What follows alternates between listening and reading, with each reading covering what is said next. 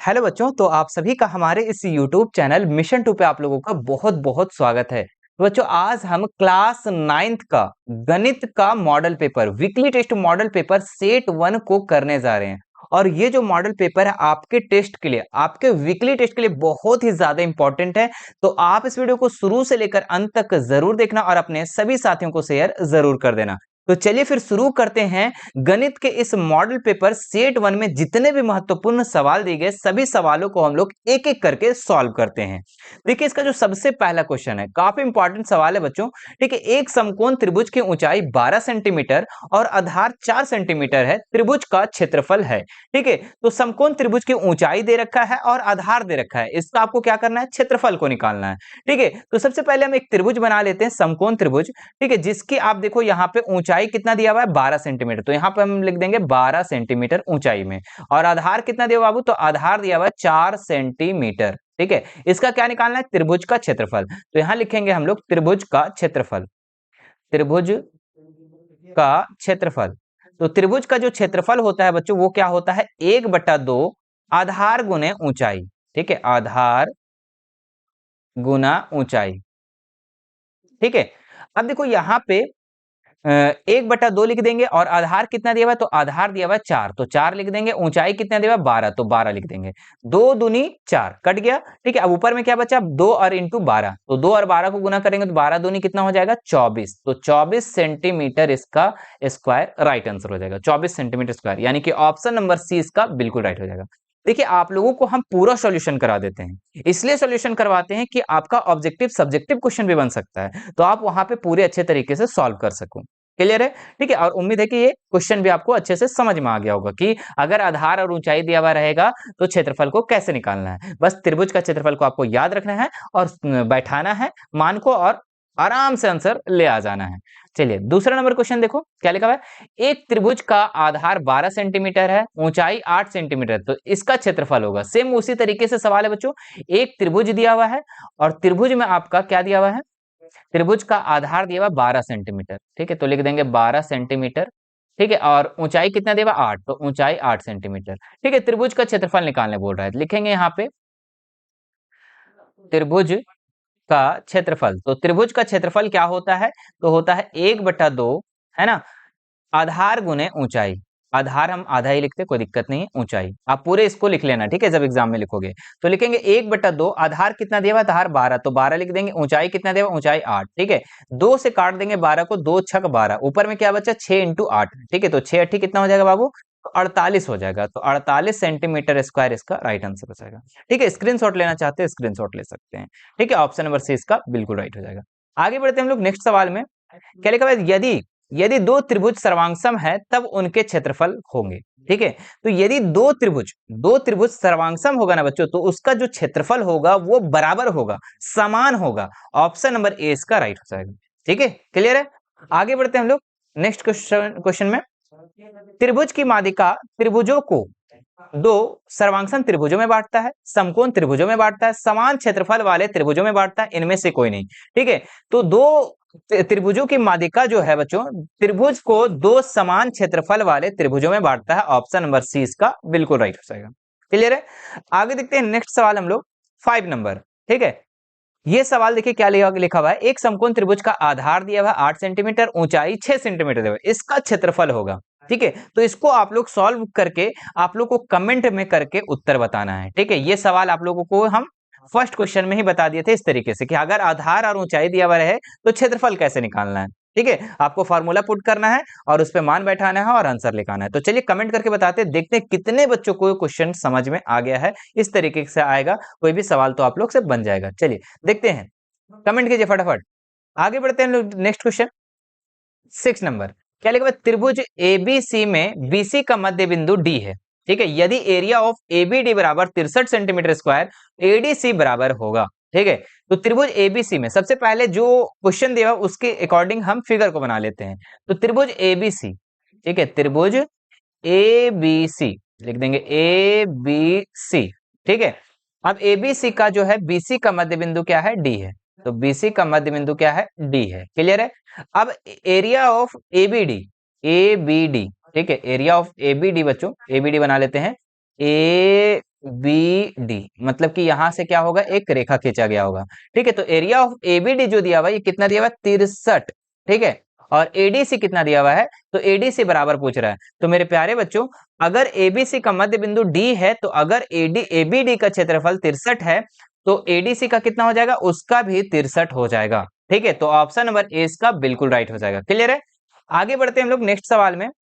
प्रश्न 9, सॉरी यहाँ पे 6 होना चाहिए। प्रश्न 6 के लिए एरिया ऑफ एबीसी बराबर होगा। ठीक है, तो यहाँ पे पहले प्रश्न 6 में आ जाओ और देखो कि एबीसी किसका मान पूछ रहा है यहाँ पे। तो एबीसी का मान पूछ रहा है, मतलब कि ये बड़ा वाला का मान पूछ रहा है, ए बी सी। ठीक है, इसका मान यहाँ पे पूछ रहा है। तो ये 63 है बच्चों, और ये भी 63 है। तो 63 कितना हो जाएगा, तो 3 3 6 6 6 12, ये 126 सेंटीमीटर स्क्वायर इसका आंसर हो जाएगा, एबीसी का क्षेत्रफल। ठीक है, चलिए, तो इसका 7 का आंसर क्या हो जाएगा, 126 सेंटीमीटर स्क्वायर। ऑप्शन नंबर 20 का राइट हो जाएगा। क्लियर है? आगे देखते हैं नेक्स्ट सवाल हम लोग। सर्वांगसम त्रिभुजों के क्षेत्रफल समान होते हैं। ठीक है, यह कौन सा अभिगृहित है? ठीक है, क्षेत्रफल एक दृष्टि अभिगृहित, नहीं ये नहीं है। सर्वांग सम क्षेत्रफल अभिगृहित, या क्षेत्रफल योग अभिगृहित, या इनमें से कोई नहीं। तो सर्वांगसम त्रिभुज का क्षेत्रफल समान जो होता है बच्चों, ये कौन सा अभिगृहित है, तो ये सर्वांगसम क्षेत्रफल अभिगृहित है। ऑप्शन नंबर 20 का राइट हो जाएगा। क्लियर है? आगे देखते हैं नेक्स्ट सवाल हम लोग। एक त्रिभुज का क्षेत्रफल 42 सेंटीमीटर स्क्वायर है तथा आधार की लंबाई 12 सेंटीमीटर है, तो संगत शीर्षलंब की लंबाई बराबर है। ठीक है, तो सबसे पहले जो जो दिया है, सबसे पहले उसको हम लोग लिख लेंगे। ठीक है, लिखेंगे दिया है। तो दिया है, क्या क्या दिया हुआ है बच्चों, तो त्रिभुज का क्षेत्रफल दिया है। त्रिभुज का क्षेत्रफल कितना दिया हुआ है, 42 सेंटीमीटर स्क्वायर। ठीक है, कितना दिया हुआ है, 42 सेंटीमीटर स्क्वायर। ठीक है, और आधार की लंबाई कितना दिया हुआ है, आधार कितना दिया बच्चों, ठीक है, तो आधार जो दिया हुआ है ये कितना दिया हुआ है, ये दिया हुआ है 12 सेंटीमीटर। ठीक है, आपको क्या निकालना है, शीर्ष लंब, शीर्ष लंब। ठीक है, शीर्ष लंब को हम लोग ऊंचाई भी कहते हैं। ठीक है, तो शीर्ष लंब आपको क्या करना है, निकालना है। तो सिंपल सी बात है बच्चों कि यहाँ पे आपको फॉर्मूला बैठा लेना है, जो हम पहले बताएं। क्या बताएं हम पहले वाला फॉर्मूला, त्रिभुज का क्षेत्रफल। तो त्रिभुज का जो क्षेत्रफल होता है बच्चों, ये होता है 1/2 आधार गुने ऊंचाई बोलो या शीर्ष लंब बोलो, बात बरोबर है। ठीक है, तो शीर्ष लंब ही लिख देते हैं, चूंकि शीर्ष लंब निकालने बोला है। ठीक है, तो यहाँ पे देखिए 1/2 का 1/2 लिख देंगे। त्रिभुज का क्षेत्रफल कितना दिया हुआ, 42, तो त्रिभुज के क्षेत्रफल के नीचे ही हम 42 लिख देंगे, कोई दिक्कत नहीं। इनटू शीर्षलंब नहीं दिया हुआ है, इसलिए हम क्या लिखेंगे, अच्छा आधार दिया हुआ है ना, तो पहले आधार लिख लो ना बाबू। आधार कितना दिया है, आधार दिया हुआ 12, तो यहाँ लिख देंगे 12 इंटू शीर्षलंब नहीं दिया हुआ है, तो शीर्षलंब के जगह में हम लिख देंगे शीर्ष लंब। ठीक है, अब देखो ये 2 से कट जाएगा, 2 छक 12। ठीक है, अब यहाँ पे 42 हो गया, और ये 6 जो है बच्चों इधर मल्टीपल में है, इधर आके किस में हो जाएगा, डिवाइड में हो जाएगा। यहाँ पे क्या बचा, सिर्फ का सिर्फ बचा शीर्ष लंब। क्या बचा, शीर्ष लंब। तो इसको काटेंगे 6 सत्ते 42, तो शीर्ष लंब की लंबाई कितना हो गया बच्चों, 7 सेंटीमीटर क्या हो गया हमारा, शीर्ष लंब हो गया। ठीक है, शीर्ष लंब। चलिए, तो यहाँ पे इसका ऑप्शन नंबर सी इसका राइट हो जाएगा। क्लियर है?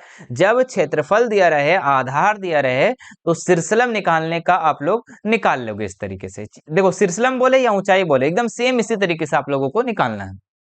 चलिए बढ़ते हैं नेक्स्ट सवाल में हम लोग।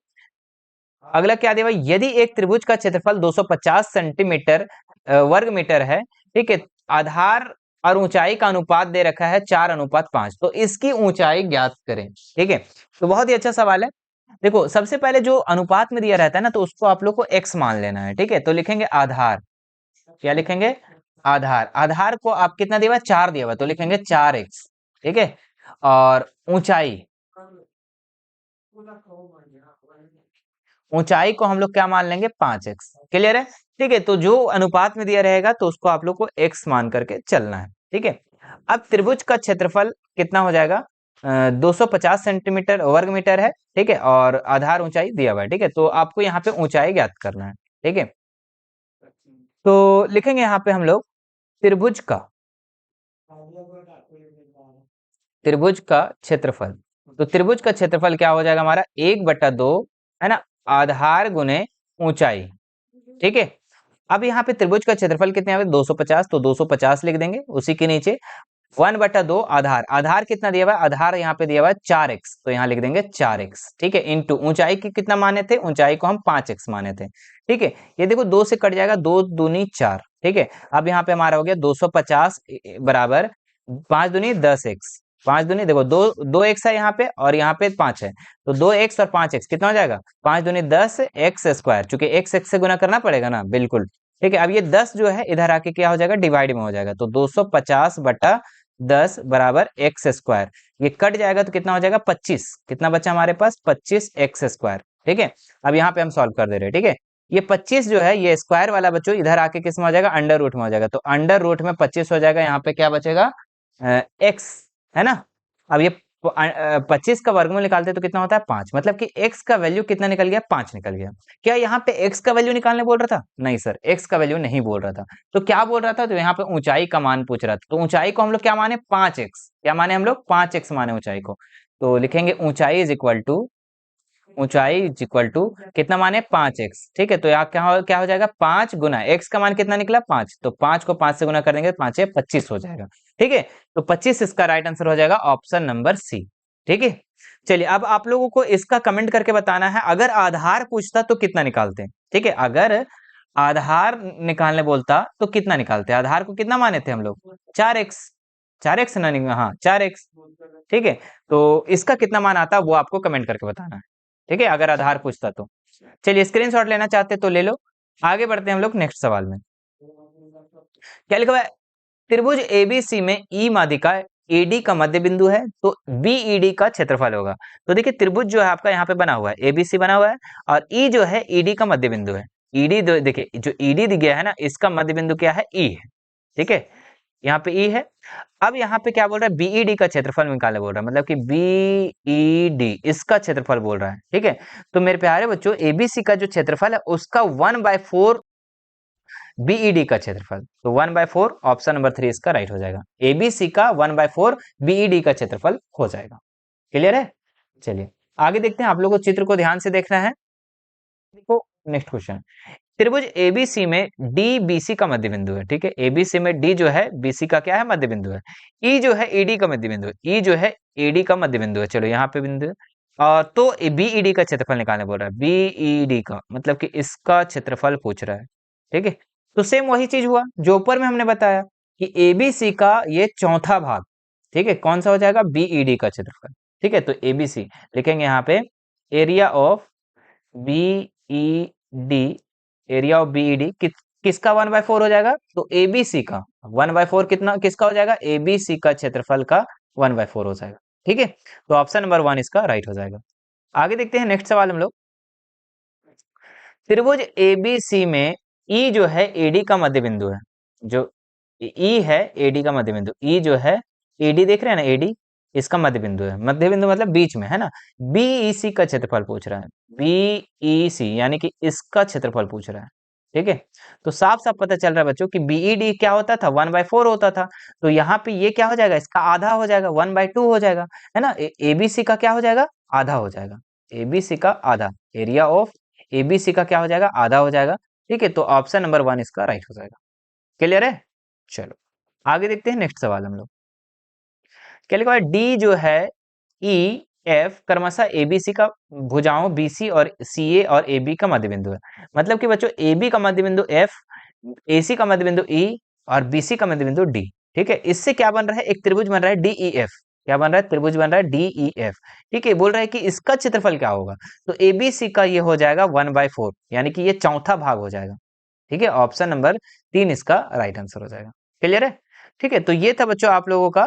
एक और सवाल जो लास्ट बचा हुआ है इसको भी आप लोग देख लो, कहेगा एक त्रिभुज का क्षेत्रफल 36 वर्ग मीटर है और आधार की माप 12 मीटर है, तब इसकी ऊंचाई ज्ञात करें, ठीक है। तो देखो त्रिभुज का क्षेत्रफल दे रखा है, सबसे पहले अब देखो यहाँ पे बनाना कैसे है, ठीक है। यहाँ से हम सॉल्यूशन कर दे रहे हैं आपको, जो जो दिया है ना उसको पहले लिख लेंगे। क्या दिया हुआ है त्रिभुज का क्षेत्रफल, त्रिभुज का क्षेत्रफल कितना दिया हुआ है 36 वर्ग मीटर, ठीक है, 36 मीटर स्क्वायर, ठीक है। और आधार कितना दिया हुआ है, तो लिखेंगे आधार, आधार जो दिया हुआ है 12 मीटर, ठीक है। अब ऊंचाई इसका निकालना है, क्या करना है ऊंचाई को निकालना है, सेम वही चीज जो सिरसिलम निकाले थे उसी तरीके से इसको भी निकालेंगे, है ना। तो लिखेंगे यहाँ पे त्रिभुज का क्षेत्रफल, त्रिभुज का क्षेत्रफल क्या हो जाएगा हमारा 1/2 आधार गुने ऊंचाई। ठीक है, तो त्रिभुज का क्षेत्रफल कितना दिया हुआ है यहाँ पे 36, तो उसके नीचे लिख देंगे 36 बराबर 1/2। आधार कितना दिया हुआ, आधार 12 दिया हुआ, ऊंचाई नहीं दिया हुआ तो ऊंचाई की जगह में ऊंचाई लिख देंगे। ठीक है, 2 छक 12। ठीक है, 6 जो है इधर गुना में है, इधर आके किस में हो जाएगा बाबू, तो डिवाइड में हो जाएगा। ठीक है, यहाँ पे क्या बचा, तो सिर्फ ऊंचाई बचा, तो 6 से काट देंगे तो 6 छक 36, कितना बचा यहाँ पे 6। ठीक है, यानी कि ऊंचाई का मान जो निकल गया वो कितना निकल गया 6 मीटर, इसका राइट आंसर हो जाएगा। ठीक है, चलिए तो इसको भी आप लोग स्क्रीनशॉट ले लो। ठीक है, अगर सब्जेक्टिव आता है ऑब्जेक्टिव आता है तो आप इस तरीके से बनाना सीख जाओ। ठीक है, तो ये था बच्चों आप लोगों का क्लास 9th का मैथ का सेट 1। ठीक है, मुझे आशा है कि आपको ये वीडियो पसंद आया होगा। ठीक है, वीडियो पसंद आया तो हमारे इस वीडियो को लाइक करेंगे। ठीक है, और एक प्यारा सा कमेंट जरूर करना। ठीक है, कि अगर आपको ये मैथ सॉल्यूशन समझ में आ गया, ठीक है, तो प्यारा से कमेंट नीचे जरूर कर देना। और अगर आपको कोई भी दिक्कत होती है, ठीक है, तो आप हमारा Instagram, Telegram, WhatsApp group, WhatsApp channel, चारों सोशल मीडिया का लिंक मैं डिस्क्रिप्शन में डाल दिया हूं। वहां से आप हमसे ऐड हो सकते हैं, फॉलो कर सकते हैं, वहां से हमसे बातें कर सकते हैं। ठीक है, और चैनल पे फर्स्ट बार आए हो तो सब्सक्राइब जरूर कर लेना और घंटी का बटन को भी जरूर दबा लेना। ठीक है, चलिए फिर मिलते हैं नेक्स्ट वीडियो में। Thank you so much.